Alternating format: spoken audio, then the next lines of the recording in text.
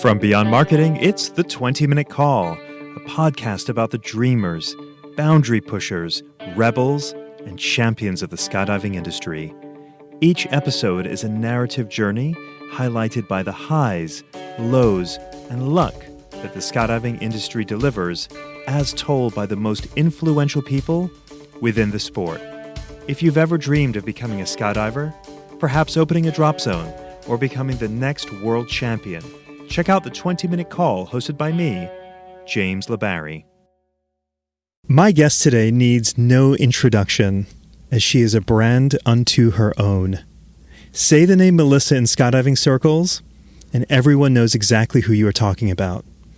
Melissa is known as a positive force, an outspoken leader, and a badass skydiver. Melissa's accomplishments include over 12,000 skydives, 26 world records, 3 gold medals at the U.S. Nationals in freestyle. Melissa is also an AFF instructor with her pro rating. She's the co-creator of VFS, is a member of the Highlight Pro Skydiving Team, a USPA national director, is a Project 19 organizer, a professional speaker, including time on the TEDx stage, and a 3 times published author. While all of these accolades are impressive, I can say that Melissa is one of the most courageous people I know, and I am proud to call her a friend. Welcome to the 20-Minute Call podcast, Melissa Nelson. Thank you so much. It's interesting when you hear your resume read by someone else, because sometimes I think I haven't done enough. And then I heard all that and I went, okay, I did some stuff. You done some stuff. I've done some stuff. So thank you. That was awesome. Thank you. Yeah. When preparing for this interview, I was like, gosh, what aspect? Where do we even start? What do we even talk about? Because if I were to put your life into chapters, if I were to be your ghostwriter, I'm like, oh my gosh, there's so many chapters. Yeah. I actually wrote out chapter titles. I was like, chapters maybe in order would be your childhood. Chapter 2 would be finding your footing in skydiving, the passing of your father, adulthood, drugs and alcohol, sobriety, finding yourself, world records, marriage and motherhood, entrepreneurship, and now a new chapter title of new beginnings. I mean, there's so much there in this book. I'm going to have to borrow that list. I've been pondering about writing my own book after having written my dad's books and working on becoming an Audible book, and we're working on it becoming a movie. That's like a long-standing project of ours. But I keep thinking, I think it's time for me to tell more of my story, because I don't, as much as people know me and I let people in, people don't know a lot. And we're friends, and when you gave me the cliff notes of what you wanted to talk about, I'm like, I haven't talked publicly about some of those things, so I'm excited. Well, let's start there then. So for those listening, I've known Melissa for many years, and we've become good friends through these years. And a lot of the questions I want to ask today are out of my own curiosity. There's the general questions about you, but my own curiosity, and that starts with your childhood of being the daughter of Roger Nelson, this larger-than-life personality who exuded so much positivity and this nothing is impossible attitude. But of course, he had a lot of stressors on him between running a drop zone and then secretly running drugs, and at some point that stress has got to get to you. Can you just share, what was that childhood like? Yeah, I just recently discovered, and I'm not very versed in speaking about this because it's new in my life, just because of where I'm at currently in my life, which we'll get to. But currently, I'm looking back into my life because there's a lot of parts that were unexplainable. And when I went to publish my dad's books, a lot of that was unearthed. And it's really interesting. You think that you go through some things, you work on things, and you're like, okay, what's next? And I'm talking about the internal work. And I did not realize that I suffered from childhood depression when I was younger. because it was really hard. It was hard because I didn't know what I could and could not say because of having to help my dad not unveil his secrets. And I didn't, so not that he did this stuff in front of me at all, and never intentionally. I think he tried to keep those lives separate. But when you watch someone, and I'm talking from an objective point of view, you watch someone go through these things, and then you put in the aspect of being a child, and then not just that child, but you're that, that person's your dad. So you don't want to get him in trouble. You don't want to say the wrong thing or do the wrong thing or whatever. So I internalized a lot of different things, and I didn't get to talk things out. It was more of like, I love those Gen X memes, just suck it up, cupcake, and deal with it. And now here we are in this day and age where we talk about mental health, and it's okay, and it's not a taboo topic anymore.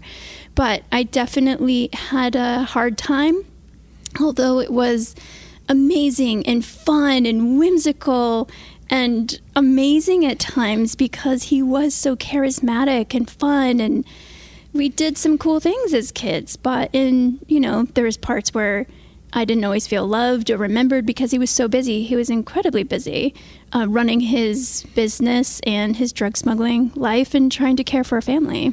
When you reflect back on that time, where have there been things where you go, aha, that thing that I thought was kind of weird, it was because he was doing that activity, I guess we'll say drug smuggling? Yes and no. I feel like I always knew, but I wasn't supposed to know. So there's this blur of truth of convincing myself one thing. But now, like you said, was there a moment? Yeah, I can look back now and I realize, what I think, and I'm a parent now, right? So I try to think of things to help my son process. And in helping him, I am able to see a lot more.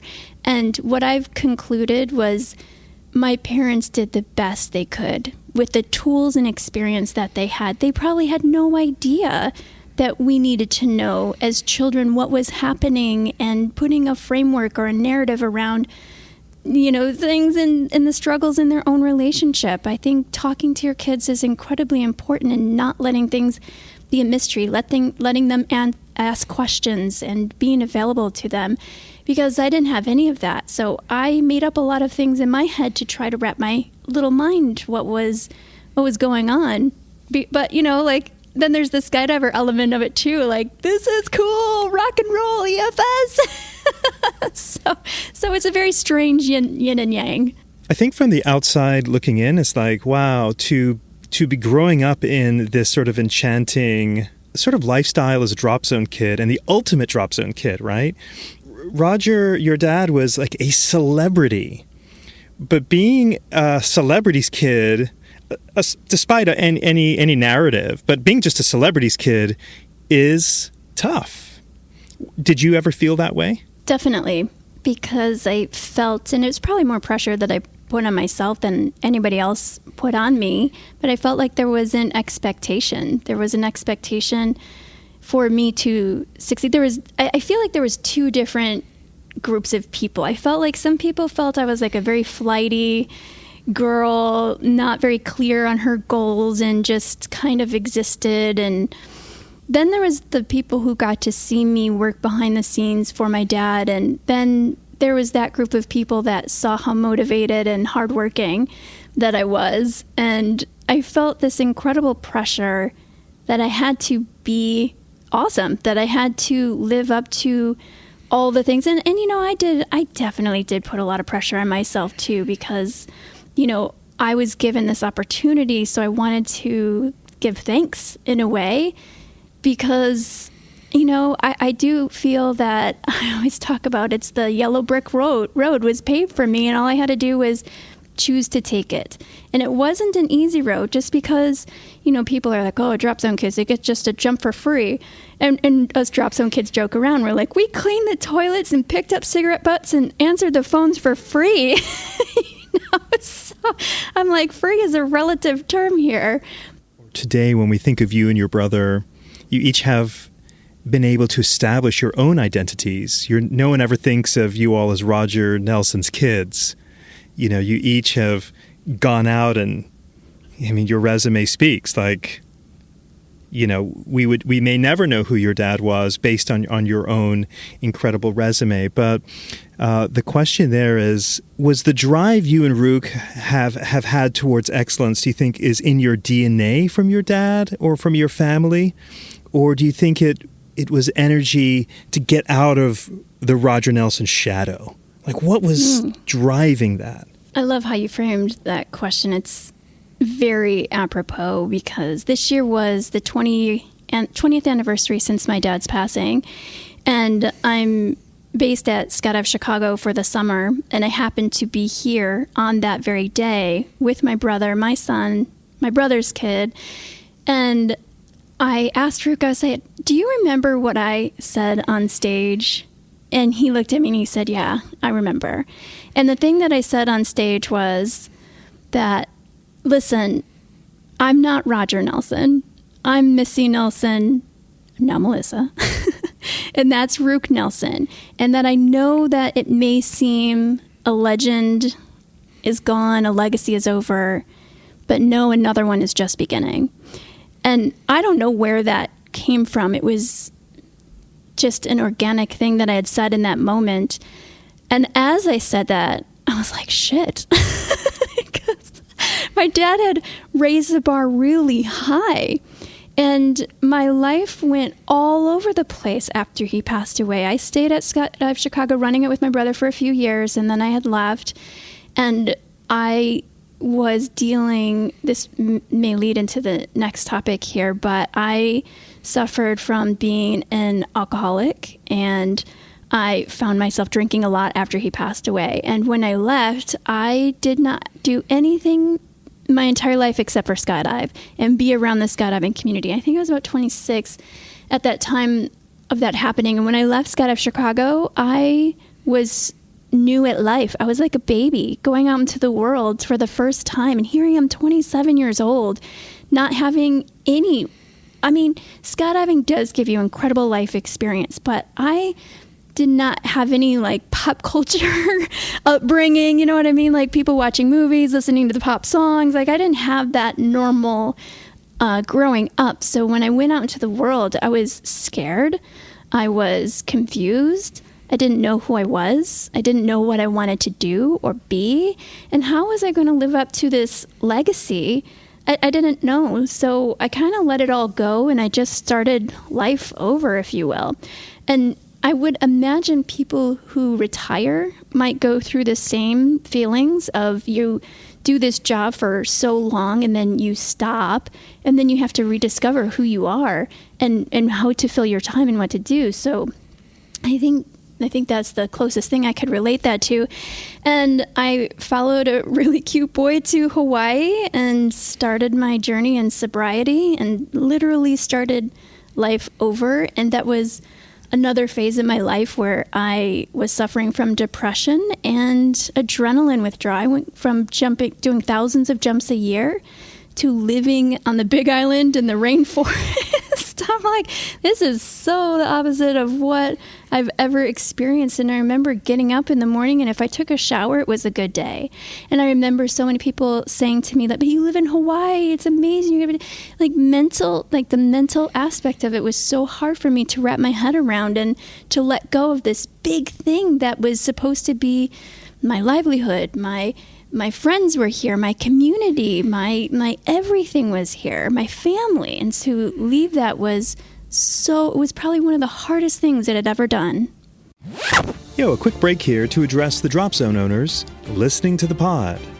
If you're a DZO, then you know the insanity of taking your passion and making it your business. Why'd you do that? Running a DZ is hard. Between the stressors of liability, 30-day payment terms on fuel after 4 weeks of miserable weather, and angry staff who are convinced they've been skipped in the rotation, you need a tool that helps reduce your stress. Enter Burble Software. All right. Conceived by a DZO who's been in the trenches just like you, Burble is the most sophisticated manifest and booking software on the planet. Your life as a DZO is hard enough. So don't be that DZO who tries to save a few bucks using software that wasn't built for us. Burble, the must-have drop zone management software for the 182DZ to the multi-turbine monster. Burble.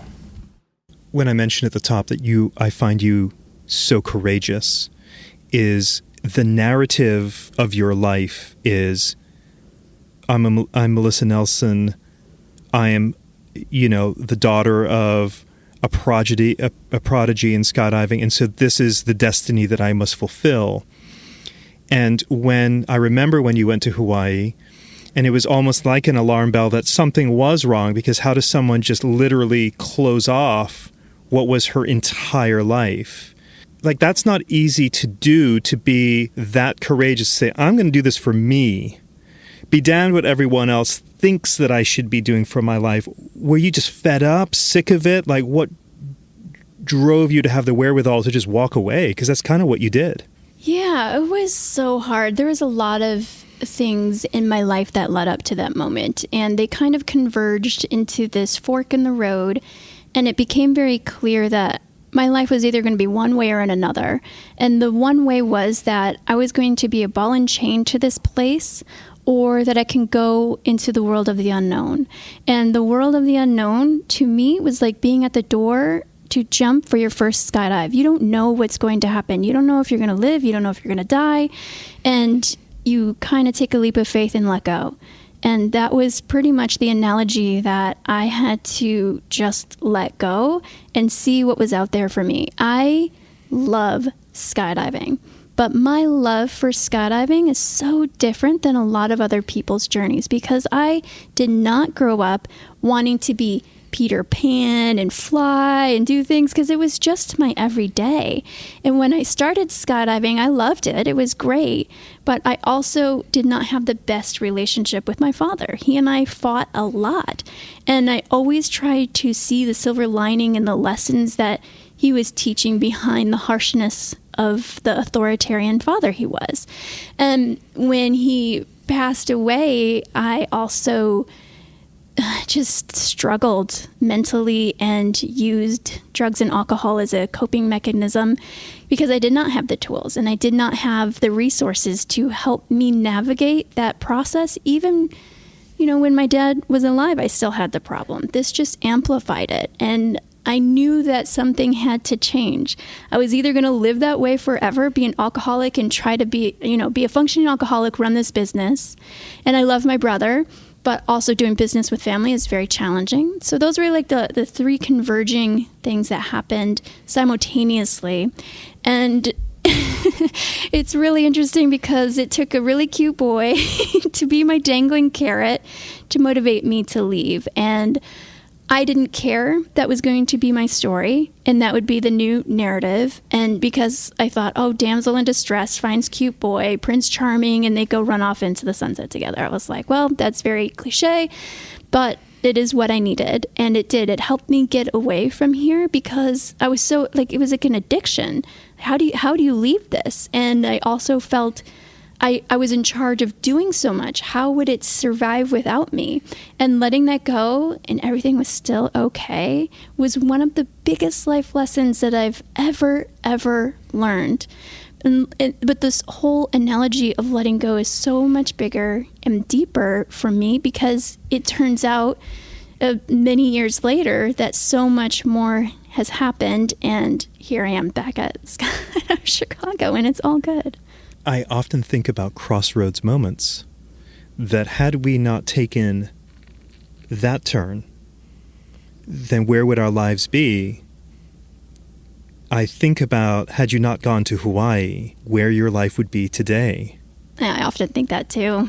Before we leave the topic of your dad, I often think about empathy and the discovery of your dad's sort of notes that he was preparing for his book.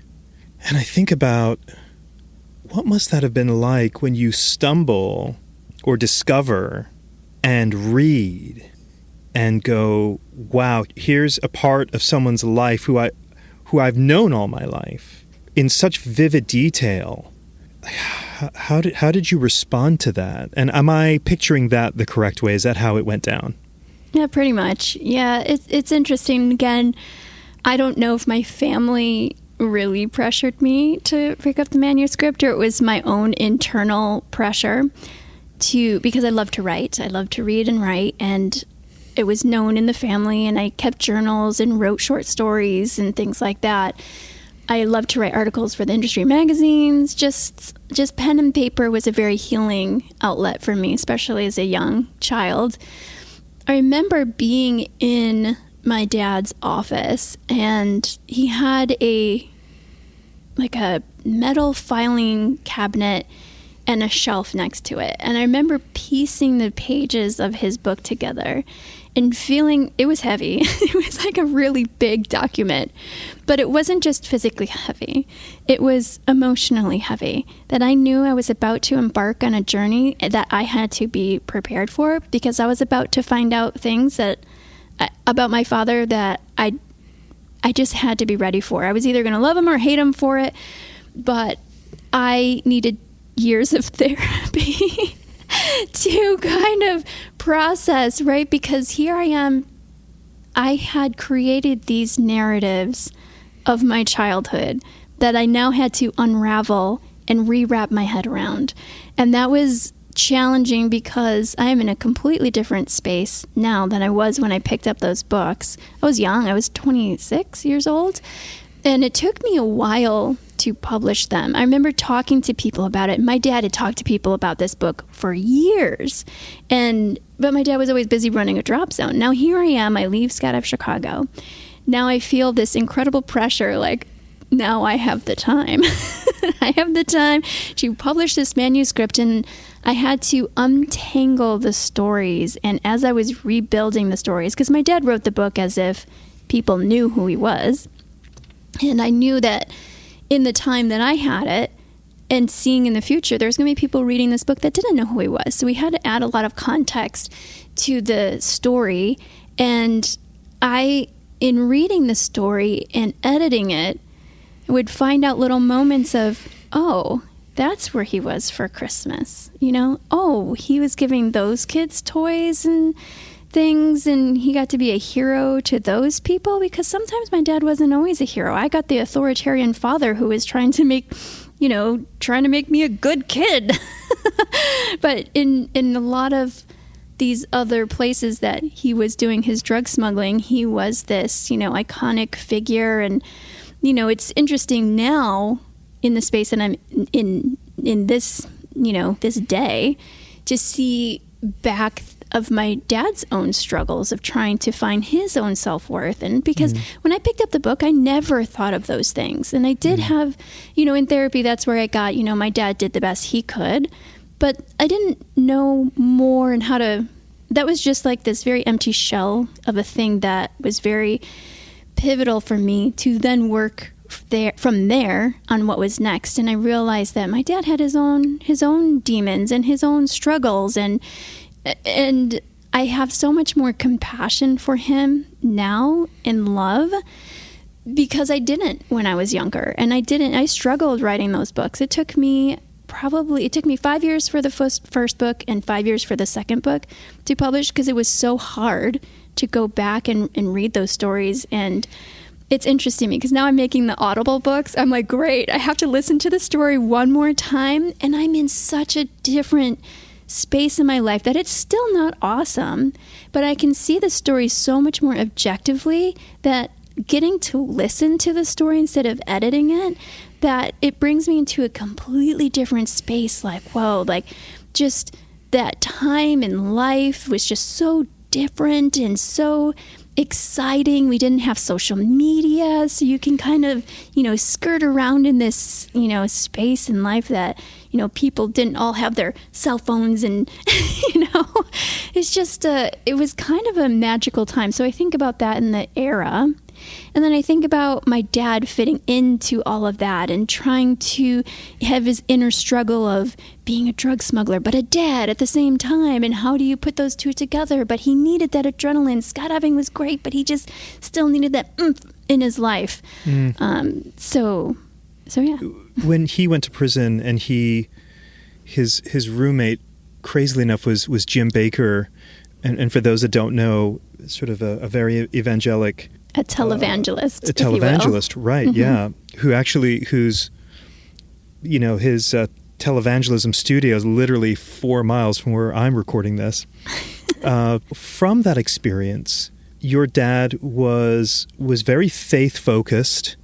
And do you think that in retrospect of that, I mean, I think some might even describe as a holy roller, if you will, that was him searching for sort of coming to terms with sort of that double life and all that he was balancing.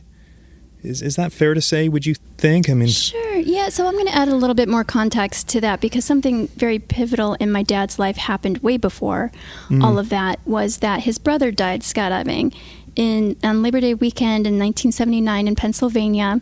And my dad watched him go in, and there's nothing that he could do about it. And my mom recounts the story of how they did this road trip back to Illinois after that event, and that he went into every church that they passed and banged on the door and asked, "Where's my brother? Where's my brother?" So I think that was the start of him trying to figure out the afterlife, because skydiving, right? Like, we live hard, we love hard, we play hard, and we lose hard. And I think we together as a community are so much better about it now than back then, of how do we process. And I love how we do it now. We all get together and we have this moment of grieving and do these memorial jumps and remember. And social media is a great way to keep that person's presence alive, but all of this was way before any of that stuff. So I think that was the beginning of it. And I think the whole rooming with Jim Baker was perfect for him in his life. It's what he needed then, because his parents were very religious and, read the Bible, went to church, did the Bible study thing. And I think, he was able to, make it his own, in his later part of his life. And, he started running church groups at the Drop Zone and having his own sermons. He rededicated his life, but that was his journey. I think it all stemmed from there. And then with the whole double life and just, I don't know if it was all from childhood, but I think we all are putting those pieces together, and that's just what worked for him. I've learned so much about your dad in reading the books and speaking with people that jumped with him, and certainly through yourself. And I have nothing but admiration. And I know that depending on who you speak with, that there is some controversial tone. But I find my takeaway from your father is this aspirational man who wanted to be great. And he was. But he was a beautifully flawed human, as we all are. Yeah. And so I just look at someone that really aspired, and my sense is his heart was true. And, there were many learning lessons along the way. And but what a life. What a life. Indeed. Talking about crossroads moments, another crossroads moment, I imagine, is going down to Eloy. I guess it was around 2001-ish. Early 2000s, meeting Amy Shemalecki, joining forces on a team. And I look at that going, wow, what almost sort of providence that is that of all the people that you could have connected with, 20 plus years on, still tight, still now on the same team, nothing but admiration and respect, also hard chargers and leaders together. Just share with us, if you would, about that period of time, meeting Amy, what the vibe was like in the sport, and forming the Sugar Gliders. Yeah, it was the end of 2001, beginning of 2002. We competed at nationals. I was on a team with Emmanuel Selecou from France and Bill Hughes. And Emmanuel was French, so we're competing at nationals. We had to compete as a guest team. Otherwise, that we were performing as two female performers and Bill was our camera flyer for free flying. And then Amy Shimalecki and Jen Key were competing, and they had Sven Zimmerman, a German camera flyer. So they were also competing as a guest team. And I remember people telling me, you haven't met Amy? You guys are going to be best friends. and I loved meeting new women in the sport. I never felt that I had this animosity or, keeping my space from other women. You know what I mean? I've always been very welcoming, bring them under my wing, however I could support.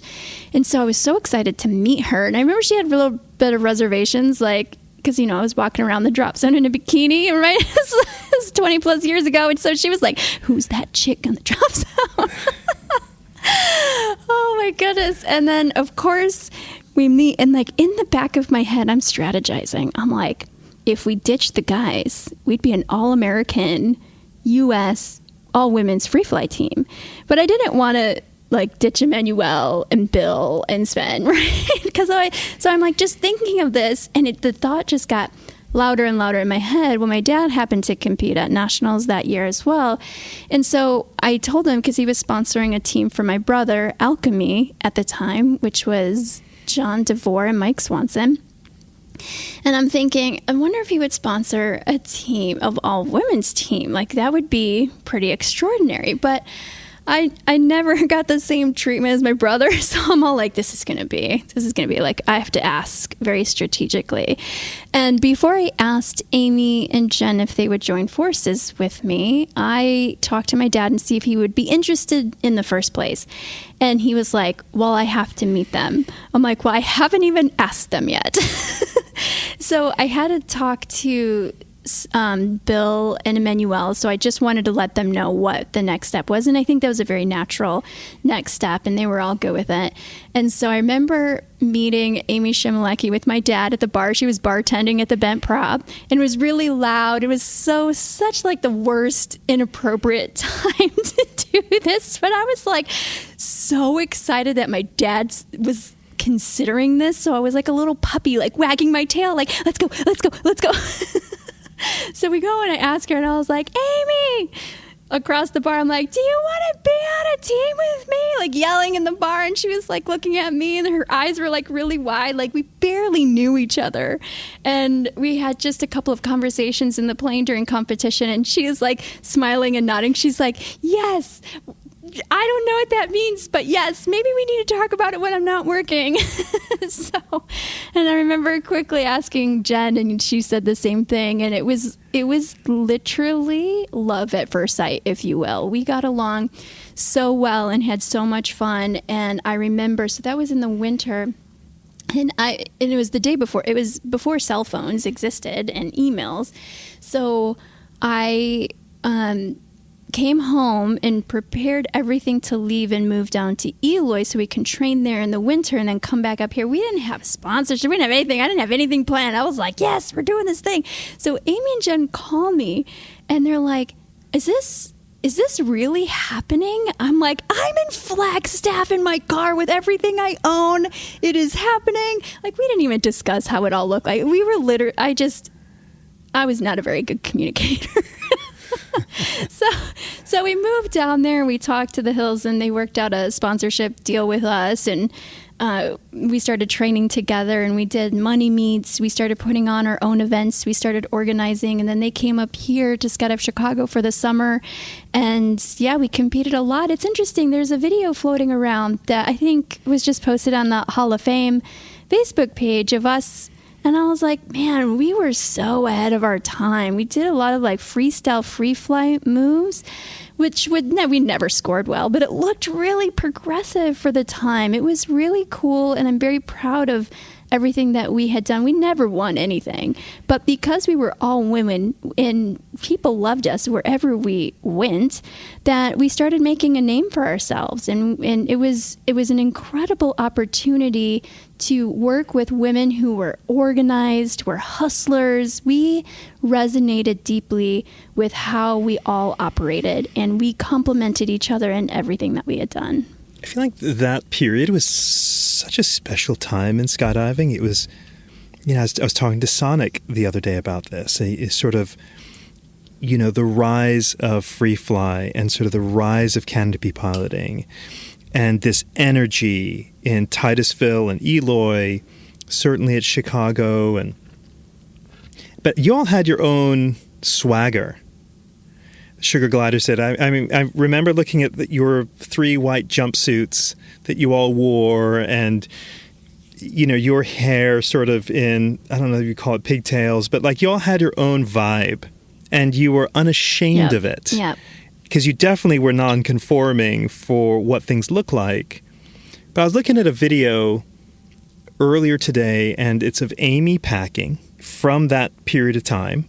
And I think it may have been you maybe sort of doing this impromptu interview. And she's sort of like more or less saying, yeah, we're doing our thing and we're just kind of showing the boys that the girls can do this too. Showing the boys what's up.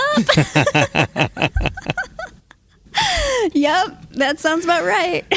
Y'all were ahead of your time. And now we're talking about 20 years on, about women's inclusion in the sport, and 14% of our jumpers are female, and now you're you're head of the charge of talking about inclusivity and of how, getting into uncomfortable conversations about how our drop zone culture rolls with women. I mean, you're still on the forefront, but comment about that if you wouldn't mind, just about your positioning for women in the sport today. Absolutely. It's very interesting because when I was elected as national director, immediately after my inbox started filling up with women talking about sexual assault. And my gut instinct was, no, skydiving's been so great to me. Like, how could it be bad for women? You know what I mean? Like, because I feel so safe in the sport. But the emails didn't stop coming in. They started coming in tenfold. And I had to do a quick check on my own bias. And it's something that we talk about on Highlight a lot. And what I love about Highlight, and for those of you that don't know, it's an all-female demonstration team made up of a bunch of professional women in our own disciplines in the sport. And we get together not just for our team training, but we do Zoom calls and we talk about these things and we also have like a group thread when these topics come up that we can kind of talk them out. And that's been so helpful for me because I don't really have that support otherwise because I'm a skydiver, so my resources are within the sport. I didn't know where to go elsewhere. And my instinct after that was, oh shit, they're coming to me because I'm going to do something about it. And that's what I realized my reputation was built around, because I get shit done. And I had to listen. I had to listen to these women and take my own bias out of it and realize that my experience growing up in the sport was completely different than these other women. So I had to frame out what it looked like. I'm like, how could it be different? So first of all, my dad was crazy, and he would go around and tell people that it would be better to go in than mess with his daughter. So I was completely protected in the sport, where these other women coming in from the outside, they have nothing. And when people, so I didn't go around charging people and telling them, don't you know who I am? Like, I'm Roger's daughter, especially when I was younger, right? Because first of all, I didn't know, right? Like this came from like, I don't know what to say, what not to say. I didn't know if people liked my dad or they didn't like my dad. And I didn't want to be judged based on him, especially if I went to a new drop zone. So I would never go around telling people. I also wanted people to get to know me for me. So I realized that my experience, because of those things, were incredibly, vastly different. And I had to honor what these women were having the courage to tell me. And so I had another group I was working with through just members that I was trying to get stuff done to then bring to the board. And this one girl popped out in what her experience is in a professional sense, and it's dealing with these issues. And I'm like, oh, she's an expert. Like, she's a professional. Like, this is what she does, and she's a skydiver. So I asked her if she would be willing to help me address the board, because I didn't know what I was doing. I didn't know what I was doing in that arena, and I was such a new board member. I had no idea how to do anything. So, and I don't know. I treat the board as if I'm part of a world record team, and we need everybody to make the team work. So I remember calling every board member and having this conversation and trying to help me. Here's the thing that's happening. What do I do? And so I got the conversation started in that arena. And it's been a conversation we've been having for over 2 years now. And we did get a sexual assault policy passed. We updated the instructor code of conduct. We updated the conduct for competitors. And we're looking at a lot of other things, right? Like we started training, little training videos for SNTAs when they do their renewals and or when they're first appointed, just to keep this conversation going. And I remember the first conversations when I had these with the board was they're putting their wooden crosses up, I was this vampire coming in and going to knock everybody out. But now the conversations are so different. Now the conversations are, you're right, this is a problem and we need to make our process better, because the process that we put in place now, we're exercising it and realizing where things need to be improved and where USPA can and cannot be involved with, because there's only a certain scope for a nonprofit and what the organization does and does not do, which is beautiful, because that was one of the things they said, is this even a problem? And I love everybody on the board, so I hope this does not come off in a bad way, but they're all old white men. It's and here I am, someone who's, very active in not just one drop zone, very many drop zones. I'm told I'm approachable, and I'm a woman, and these women feel comfortable coming and talking to me about these hard conversations. I don't know if they trust me or my reputation just speaks louder. Whatever that was, I realized that I'm in this role for a reason, and I totally diverted from what my mission, what I wanted to set out to do on USPA. I put that all on the back burner so I could address this, because I realized that this is important and this is a conversation that we need to have, because I love this sport and I don't want women to get out of this sport because they had a bad experience. So I'm trying to find the ways that I can help in the role that I'm in. Amazing. And it's not just women. There's men too. And then there's people in the LGBTQ plus community as well. So we're just getting started. So much to talk about. Limited time left. I want to highlight something that you have mentioned a few times, and that was therapy and mental health. Can you talk about mental health? It's a topic that I've been talking a lot about as I'm juggling so much and trying to be what I want to be, and realizing that, man, I have my own struggles. Yeah, this is,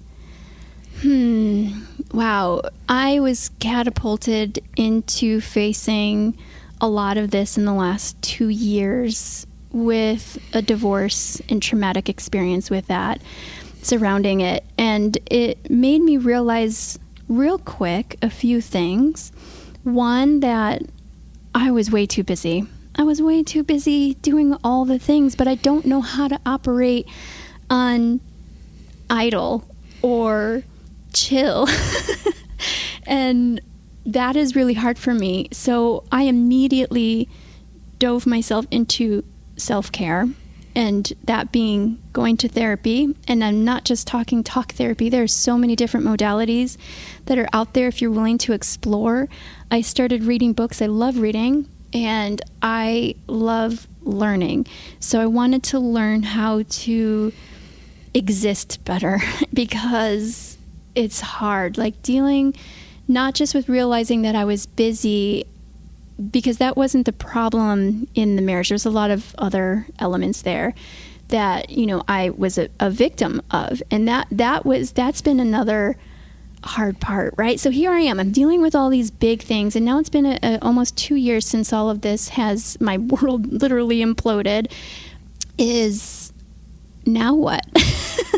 Because now I'm sitting here and in all the feelings, I'm feeling all the feelings, I'm processing and moving through, and a couple of close friends were like, how do you know you're doing the work? How do you know? Is it the work? And then we'll talk, I'm going to therapy. Oh, you're going to do the work.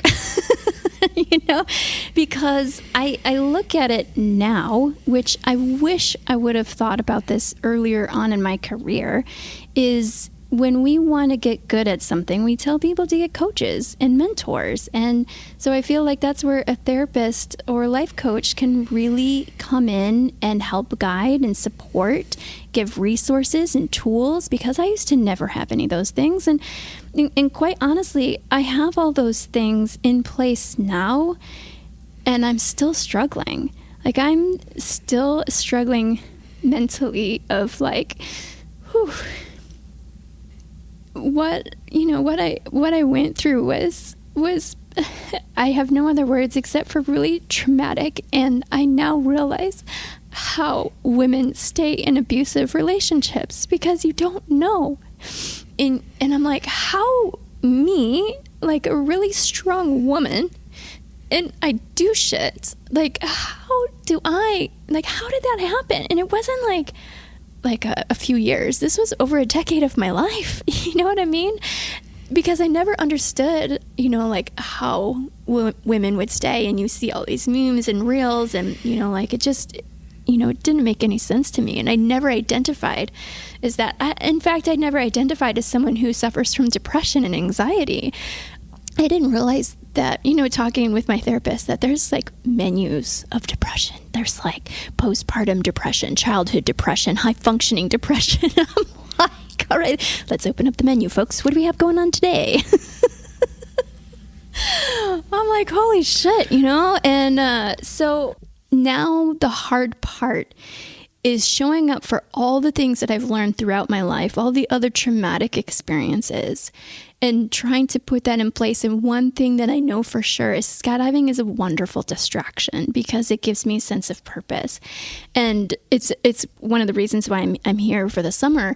But I know that this is temporary, and that I still have to go home, and I still have to be with me, and I still have to feel these feelings and find a way to navigate to be happy. My gosh, I'm like, not only am I working through therapy, I'm like on Google, just like I want to hack the system. I want to find the way. I want to find the tools, because I love learning. I love reading. I have no problem doing the work.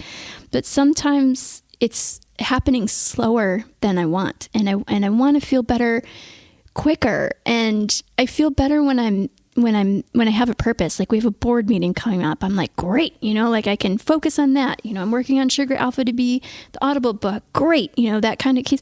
But then I'm like, I can't keep doing that. Like, I'm going to get myself into that cycle again where I'm doing too much and I've got too much going on. And so I think my body is suffering from this insane cycle of mine. So I try to rein myself back, but it's now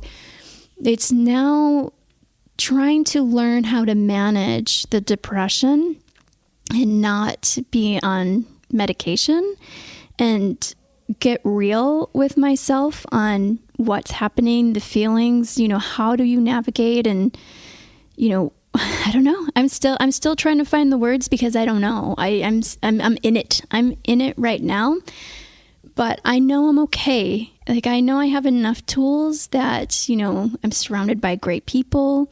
I love showing up for my son, because he is my world. And I, as much as I'm in it and in the depression phase, I know there's a silver lining on the other side. Like, I know it because I felt it. I know it because I've gone and walked through it. But back then I didn't have the tools. Something happened. I don't know what it is. I don't know how I got through it. But now I'm just in a different cycle of that. And one of the gifts that I've learned in therapy is, because I'm like, I don't want to say how old I am right now, but I'm like, I am this age and I'm still dealing with that shit. Like, how is that possible? My therapist was like, we used to think things as linear, that, you come through a thing and you go forward, you move forward, and you don't ever look back. She goes, but now we find everything is very cyclic. Is that the right word? Where it's like this loop of things that whenever it comes back to you, you come back to it as a different person with new tools and whatever, but it never really goes away. And that's been very helpful to me, because then it's easier to put words to what I'm feeling and where it might be coming from. And, sitting with that. But yeah, meditation has helped me a lot because I like to think. I like to input my brain with information. We're going in meditation mode as I have to be quiet and I have to be still, which is the antithesis of who I am. And when I do that, I can find space to really feel. And hopefully that's doing the work and processing. But I'm still sorting it out. And I think a lot of other people are too. And I think if I'm going to say any message is you're not alone. And that's one of the biggest messages that I've got for myself is that we're not alone. As I listen to you speak about that, 2 words come to mind is incredible self-awareness. It's as if you are looking at yourself from 10,000 feet, and there is clarity. And courage, yet again, because to me, to be vulnerable, and especially not just for anyone to be vulnerable, but for you to be vulnerable. Because you've been Melissa Nelson, like, I got it all figured out. I got 26 world records. I'm TEDx speaker. I'm like, the appearance of those that don't know you is many people aspire to be you because of your accomplishments. But to have vulnerability to say, I don't, gosh, it's so inspiring. And I know that's not your intention here, but it's like we are all putting up such a veneer of having things figured out just on every social post that we see. So thank you for your vulnerability. I think it's going to help a lot of people to know, oh, okay, I'm not the only one. It's helpful to me. There's been some other brave people that have been posting more about mental illness that, they might not be well known in the community. And it doesn't matter. Like the fact that they're going through that makes me feel not alone, and that there are so many, I feel very fortunate, right? There's so many tools and resources that we just have to have the courage to pick up. And this is a new narrative of mine that, it is really hard for me to talk about this stuff because I do like that persona of, I get shit done. I've got my shit together.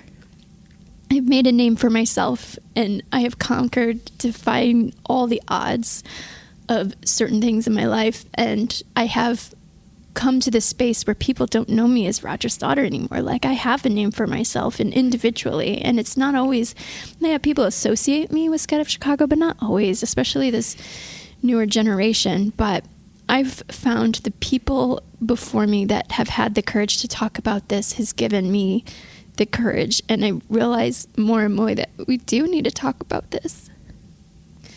So thank you for giving me the space to have this, opportunity to be vulnerable. And I do hope people can hear this message that they're not alone. Yeah, that's very brave. Not to pivot too hard from this, but I don't know, Melissa, when I look through your chapters that we talked about at the top, it's been a roller coaster ride, and yet you drive forward, but this drive feels different. Like, it feels more sort of mature, making myself busy to suppress the things that are eating at me is not the way I'm going to go this time. And yeah. And I'm single now. So, it's easy to distract myself that way too. And I realize that that's not a solution either. Like, I have to, not that I have to get right with myself. I feel like the universe is telling me that it's time for me, and this is an opportunity, and I can take, fork in the road. It's another moment of making a decision, and I know my priorities. Just like when I left Skydive Chicago, it was clear to me. Like, I knew that I was going to take the blue pill. I knew that was going to happen because it's what I wanted. And my decision is I'm showing up for my son, and I'm 100% for my son. I want nothing but the best for him. And I think every parent wants that for their child. And everything else is framed around that. This podcast is sponsored by Beyond Marketing, the digital marketing agency for the skydiving industry. As avid podcast consumers ourselves, we're not fans of ads during a podcast, so we'll spare you the details about why we love building websites and helping businesses show up in Google search results. But just know this, we're passionate about the skydiving industry and how it markets itself. Look us up at dropzone.marketing. Again, that's dropzone.marketing. So how would you say motherhood has changed you? There's sort of pre-motherhood and post. How are you different? My son is incredible. He is extraordinary. He was a preemie. I had a emergency C-section and he was a premature baby. And even in the NICU, when he was in this little incubator with this tiny, he was 3.5 pounds, 3.4 pounds, something like that. And he had all these tubes and needles and everything. And he was just so calm. And every nurse was like, he's not only the most beautiful baby, but he was the most resilient, strong, didn't really cry. And I remember telling him in his little teeny tiny moments, I was like, you are so strong. Everything about you is perfect. Everything from here on is bonus. And I still tell him those things. And I am just so proud of him, of how resilient he is. And he helps me see the world in a way and helps me put pieces together of my childhood, seeing things through his eyes. And he has taught me patience, perseverance, and it's okay that mom can be a badass. And I don't have to put things on hold because of that. And I know that because he says that. Those are his words, you know? I just had a thought. As you've been doing the Audible book about your dad and seeing more to who he was beyond the veneer, that you have such compassion. And I would imagine that when your son grows up, and though mom has always been a badass as we've all known you to be, that your vulnerability is the most badass thing that I think you've ever done. Thank you. Thank you. Didn't know we were going to get all Dr. Phil up in this podcast, did we? Oh, shucks. Let's close on a high note here. Highlight Pro Skydiving Team is the assembly of the most badass women that there is. What has that experience meant for you? Oh my gosh. Especially now during this time, you know, you've got some strong women at your side. It is, I feel so incredibly fortunate to, the stars aligned, the universe helped me to ensure, because you had to apply to be on this team, and I saw the application and I So you were not submitted invited to join this team? No. Yeah, I applied. I think all of us but one applied. Or three. Maybe three. I don't know. So I'm glad that I saw that, because I almost didn't do it. And I saw that Amy was going to be one of the co-captains of this team, and I thought, I support her in whatever she does, right? And I thought it would be a great opportunity to support in a different way. And I don't know if we had the full concept of what it was going to be until we all got together for the first training camp. And it was this awkward, because we're all alpha females, but we didn't jockey for positioning, you know what I mean? And then we started shit talking with each other. We just, it was a pretty quick, this is fucking cool. And then we all had our fangirl moments with each other. We're like, oh my God, that one thing that you did was so badass, right? We got to be each other's biggest fans to each other. And you could feel the mutual respect, and that nobody in that room or on the team feels like no one's better than. We have that humility to help support each other in whatever way, whatever capacity, and that it's unconditional. It's not, there's no, and that's just on the team aspect. And then you put us into a demo experience. We have this incredible trust for each other because not only do we know each other in the role, now we have team training under our belt. We have some experiences together as a team under our belt. We communicate. Like I said, we do Zoom calls. We do quarterly meetings. As teams, we do check-ins. And then we have this group thread. So we are constantly in touch with each other, in contact with each other. Man, when we get on a demo, we just know whoever's on the ground, they're going to make the right call. Whoever we're following in is going to do the right thing, so we know to follow them. You know what I mean? There's just this unspoken trust that just, and we have been so, I feel, incredibly successful in that matter, and not only just for the demos, but the outreach that we do as well. And then you add on top of that the personal element. Is that now we have this just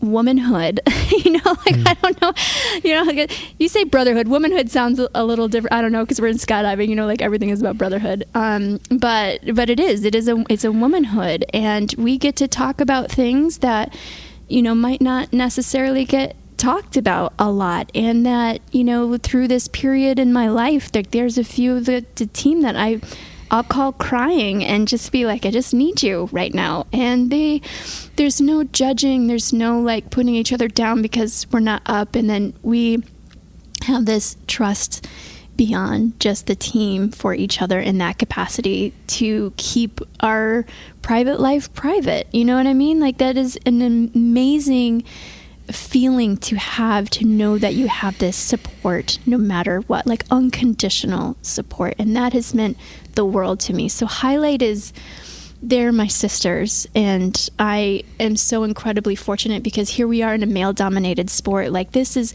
and I love working with women. That's why I've done women's world records for over 20 years, and I try to support women however I can in my career. That to have this for my I'm going to be selfish, it's for myself, that it's been an incredible opportunity, and I feel so fortunate. It sounds like skydiving is like the secondary thing in the gain of being on this team. Absolutely. Yeah. I'll share with you that I interviewed Carrie Bell last week. Hashtag be like Carrie. Be like Carrie. I referenced that hashtag and was talking to her about that sisterhood. And she actually singled you out in stating just how much the relationship that she has with you means so much, particularly as you all share so much as moms and third-generation skydivers, and growing up on a drop zone is just like, I would imagine it's like having a long-lost sister who's been through similar type experiences as you that very few people can relate to. Yeah, and that has meant the world to me. Like, there are some specific relationships on the team, right? Like, I have Amy, who I've been on team with for over 20 years. Melanie Curtis, I took her on her first head-down skydive, right? Like, after she was this professional badass belly flyer, and and Mel's just an amazing human being. And then I have Carrie, who is literally my sister from another mister. And to be able to relate to somebody in a way, you know what I mean? Like, we speak so differently to each other than we do with other people, because there's just things that we know. And then being in a family business on top of everything. And yeah, that has been I love her. She's such a badass. Melissa, I have my iPad next to me with so many more questions, and I would like to ask that you join me again for a future episode, because there's so much more I want to talk to you about, and I have so enjoyed our conversation and your vulnerability, and it's helped me personally listening to your story, and I know it's going to help so many others. So thank you for your time and your willingness to share so much. Thank you, James. I appreciate you too. Thanks so much for listening to the 20-Minute Call podcast. Please do follow us on your podcast app so you always have the latest episode downloaded, and leave a review. if you really enjoyed the episode.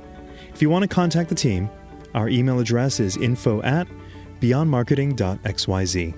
This episode was edited and engineered by Garnet Znydrick of the YouTube channel Blue Skies, Fun Days. Thanks for listening, and join us in 2 weeks for our next episode.